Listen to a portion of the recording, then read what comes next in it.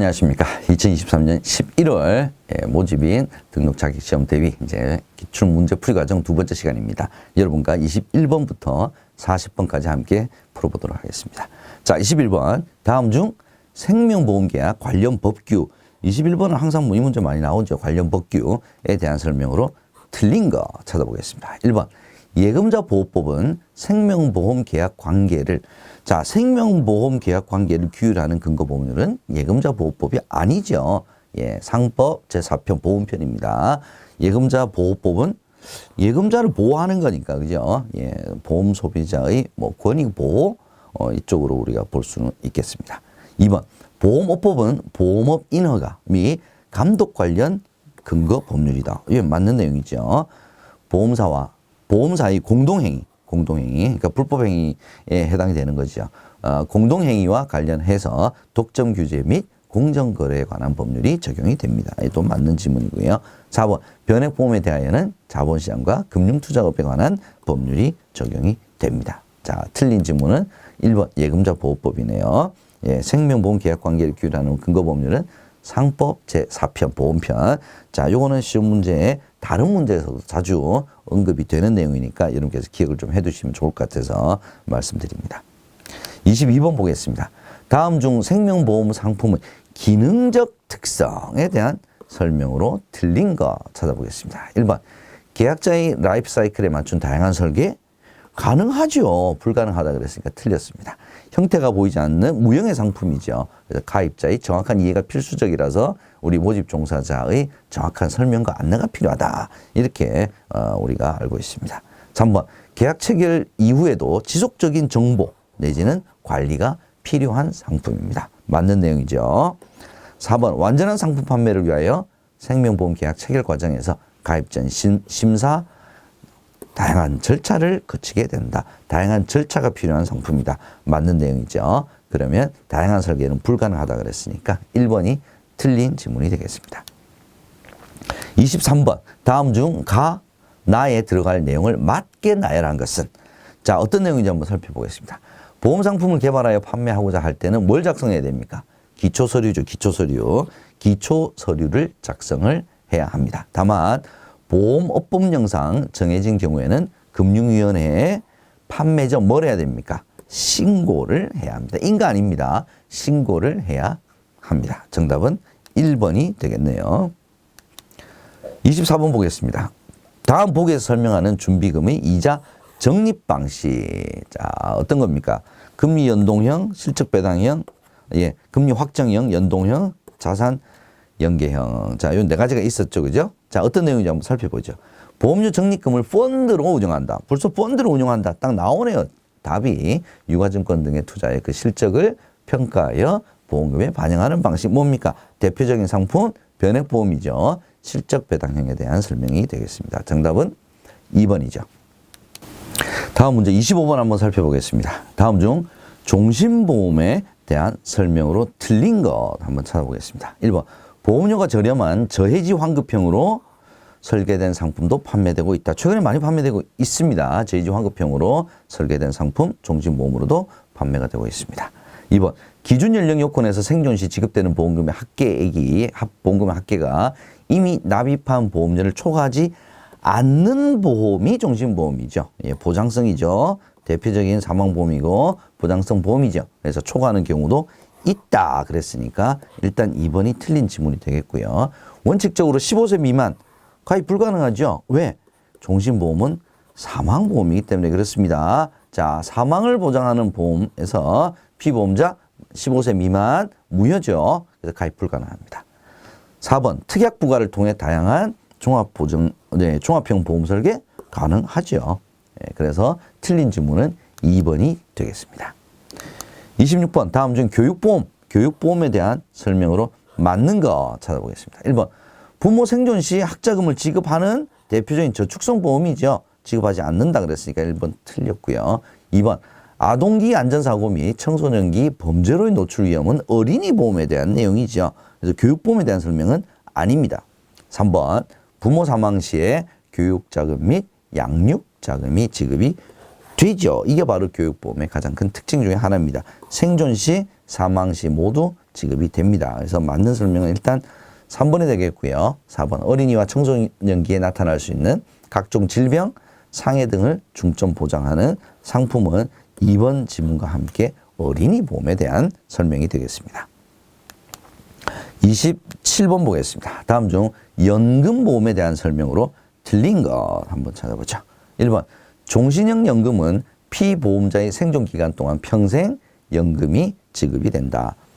자, 생존기간 동안 평생 연금이 지급되는 거 종신연금은 맞죠? 2번 대부분의 연금보험은 위험보장기간과 연금 지급기간 1 보험기간, 2 보험기간 맞죠? 얘도 맞는 질문입니다.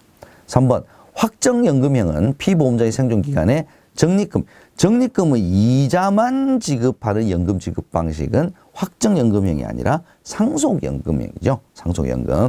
그래서 일단 틀린 질문은 3번, 정답은 3번이 되겠고요. 4번 위험보장기간에 사망 시에는 책임준비금, 사망보험금을 지급하고 계약은 소멸이 된다. 맞는 내용이 되겠습니다. 그래서 정답은 상속연금형에 대한 설명을 확정연금형으로 함정을 파는 3번이 정답이 되겠습니다.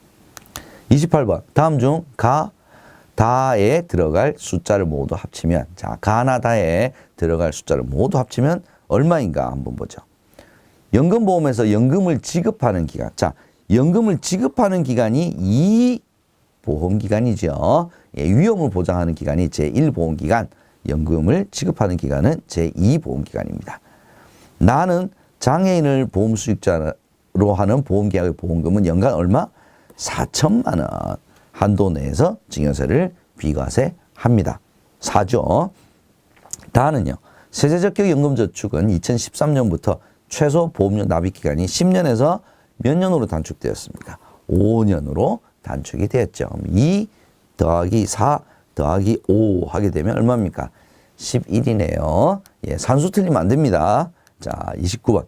다음 중 변액보험에 대한 설명으로 틀린 거 찾아보겠습니다. 1번 보험업법과 자본시장과 금융 투자업에 대한 관한 법률을 동시에 적용받는다. 이게 이제 그 관련 법규에서 가장 대표적인 변액보험과 관련된 내용 중에 이 지문 굉장히 많이 나오는 지문이죠. 보험업법도 적용을 받고 자본시장과 금융투자업에 관한 법률도 적용을 받습니다. 플러스 하나를 더하면 상법도 실은 적용을 받는다라고 봐야 되겠죠. 상법 제4편이 바로 보험에 관련된 설명이니까 보험업법, 그 다음에 자본시장과 금융투자업에 관한 법률, 자본시장법, 그 다음에 상법 이렇게 해서 세 가지를 다 적용을 받는다라고 해도 맞는 지문이 되겠습니다. 2번 일정 수준 이상의 해약 환급금과 연금 재원을 보증한다. 자, 연금 재원과 사망보험금을 보증한다. 얘는 맞아요. 근데 해약 환급금과는 관련이 없죠. 해약 환급금은 어떤 변액보험에서도 보증을 하지는 않습니다. 그래서 정답은 일단 틀린 내용은 2번이 되겠고요. 별도의 판매 자격 시험을 합격한 사람만 판매할 수 있죠. 퇴직연금도 마찬가지입니다. 4번 보험료 중 사업비와 위험보험료 등을 제외한 금액이 특별계정으로 투입이 되어서 운영이 됩니다. 그래서 계약자가 납입한 보험료에서 사업비, 위험보험료 빼고 일부가 특별계정으로 투입이 되어 운영이 된다. 맞는 내용이 되겠죠. 정답은 2번이 되겠습니다. 자, 30번 문제 보겠습니다. 다음 중 생명보험 상품에 대한 설명으로 틀린 거.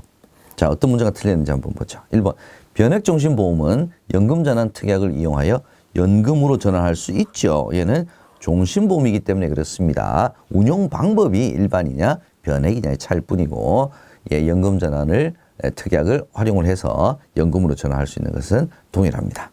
2번 어린이 보험에 가입한 피보험자가 만 15세 미만 사망 시 기납입 보험료와 책임준비금 중에서 더 큰 금액을 지급한다. 자, 이 내용 문제 굉장히 시험 문제 자주 출제되는 거죠. 맞는 내용이 되겠습니다.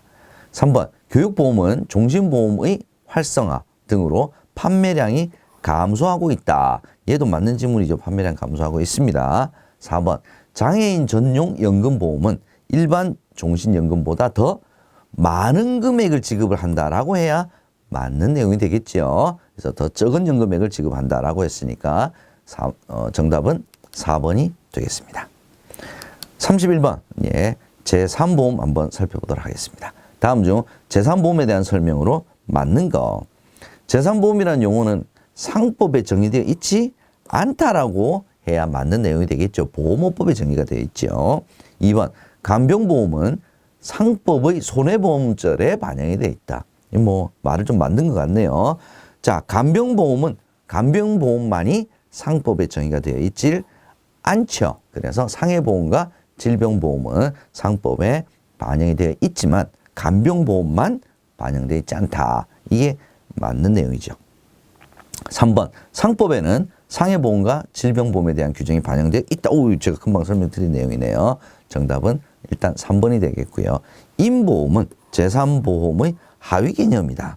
자, 뭐 이런 거는 교재에 일단 있는 내용은 아닌데 생각을 해보면 임보험, 예, 사람 인자죠, 그죠? 사람과 관련된 보험은 뭐 생명보험도 있고, 그죠? 재산보험도 있고, 그러니까 실은 재산보험도 사람의 신체, 질병과 관련된 내용이니까 전체 임보험의 하위 개념이 재산보험이 되겠습니다. 근데 반대로 임보험이 지금 재산보험의 하위 개념이다 라고 했으니까 얘는 틀린 지문이 되겠습니다. 정답은 3번이죠.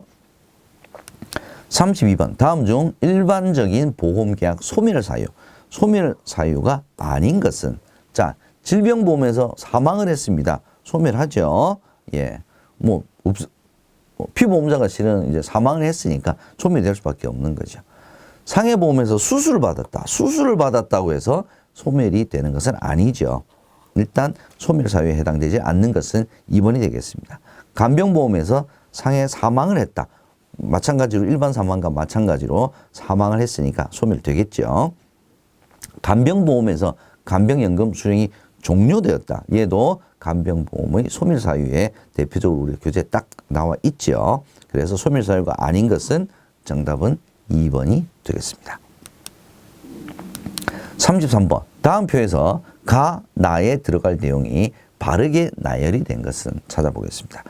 상해보험은 직업직무의 성격에 따라 사고 발생 위험이 달라지죠. 직업별 위험 등급은 예, 몇 등급 몇 단계 5등급 그 다음에 등급에 따라서 3단계로 나눠집니다. 5, 3 반드시 기억을 해 두셔야 되는 내용이죠. 정답은 3번이 되겠습니다.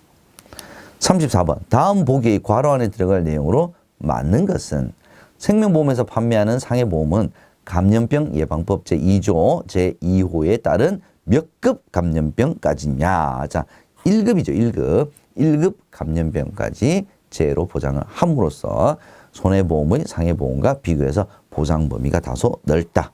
예, 그러니까 재해를 보장하는 거죠. 예, 생명보험은. 자, 그 내용도 시험 문제 출제된 적이 있습니다. 그래서 이 내용이 좀 이번에 하반기 들어서 시험 문제 좀 나왔네요. 여러분께서 기억을 좀 해두시면 좋겠습니다. 정답은 4번이 되겠습니다.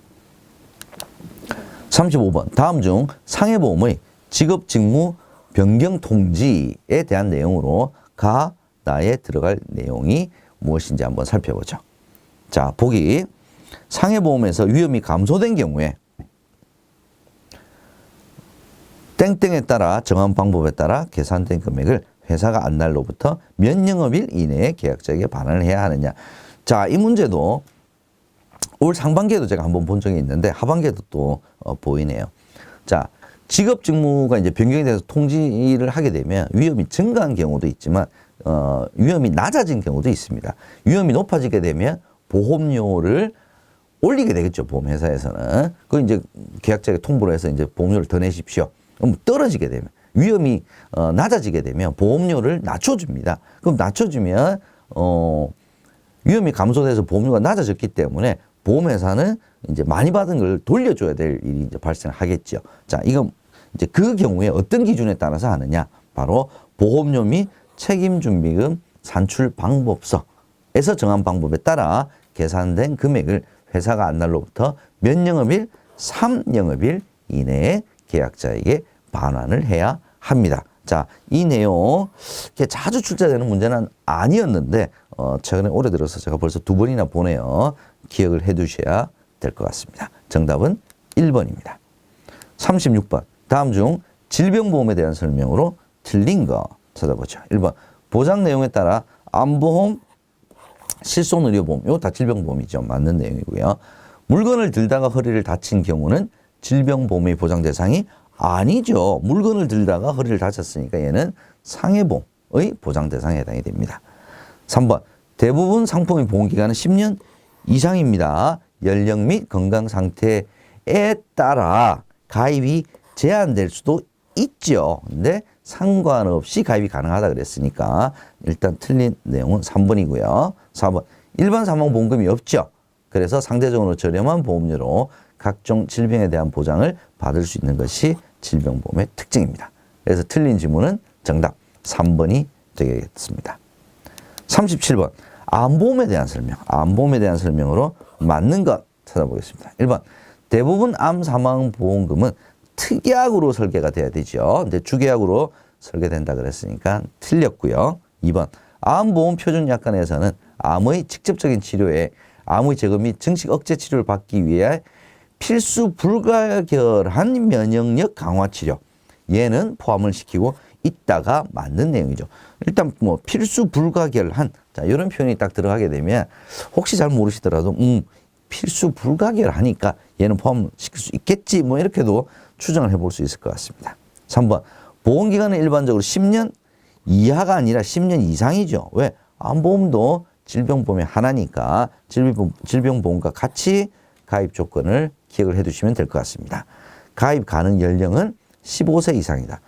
가입 가능 연령, 예, 15세 이상. 얘는 맞는 내용이죠. 그래서 10년 이상으로 설계가 돼야 된다라고 했으니까 일단 얘는 틀렸습니다. 4번, 연령에 상관없이 동일한 위험률을 적용하지 않죠. 질병보험은 나이에 따라서, 그죠?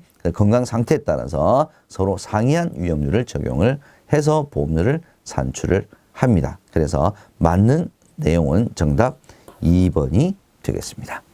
38번 보겠습니다. 다음 중 우리나라 실손의료보험 도입 순서대로 맞게 나열을 한 것은, 자, 도입 순서 얘도 시험 문제 한 번씩 출제가 되는 부분입니다. 자주는 나오는 것은 아니지만 잊을만 하면 한 번씩 나오는 정도 이렇게 생각해 주셔야 될 것 같습니다. 만약 이 순서를 여러분께서 정확히 기억을 못 하신다면 가장 최근 거부터 역산을 한번 해보시는 것도 좋을 것 같고요. 또 하나는 뭐냐면 손해보험에서 먼저 실손의료보험을 취급했냐 아니면 생명보험에서 먼저 취급을 했냐라고 보면 실손은 손해보험이 먼저 했습니다. 그래서 시작은 일단 손해보험으로 시작하면 될 것 같고요. 가장 마지막, 가장 최근에 도입된 것은 표준형 단독 실손의료보험이 되겠죠. 그래서 가장 최근 도입 순서가 이제 제일 마지막인 것은 정답은 다가 되겠고요. 그 다음 시작은 가로 시작하는 게 맞죠. 자, 이렇게 본다면 일단 정답은 1번이 되겠네요. 그죠? 예, 손해보험회사의 개인 실손, 그 다음에 생명보험회사의 단체 실손, 그 다음에 개인 실손, 그 다음에 표준형 단독 실손. 자, 이 순서대로 도입이 됐다. 이렇게 보시면 되겠습니다. 그래서 뭐 순서를 딱 이렇게 암기를 안 하시더라도 교육 받으시면서 여러분들이 이제 들으셨던 내용들, 공부하셨던 내용들을 하나씩 이렇게 추정해 보는 것도 오답 확률을 낮출 수 있는 하나의 방법이 될 것 같습니다. 39번. 다음 중 타인의 간병을 필요로 하는 상태. 간병보험이네, 그죠? 간병보험. 근데 간병보험이 일단 지문이 없네요. 치매보험이 바로, 예, 간병보험을 치매보험이라고 하는 이름으로도 많이 판매가 되고 있습니다. 그래서 정답은 1번이 되겠습니다. 마지막 문제 보겠습니다. 다음 중 재산보험에 대한 일반적인 설명으로 틀린 것 찾아보겠습니다. 1번. 암보험은 일반적으로 면책기간이 있죠. 그래서 가입 후 일정 기간 이후부터 보장이 개시가 된다. 맞는 내용이고요. 실손의료보험 특약은 기본형을 가입해야 추가로 가입할. 모든 특약은 기본형을 가입을 해야 추가로 가입을 할 수 있다라고 보시면 됩니다. 3번. 질병보험은 연령 증가를 하게 되면 위험률이 높아지죠. 왜? 질병에 걸릴 확률이 더 높아지니까. 그래서 보험료 변동이 클 수가 있죠.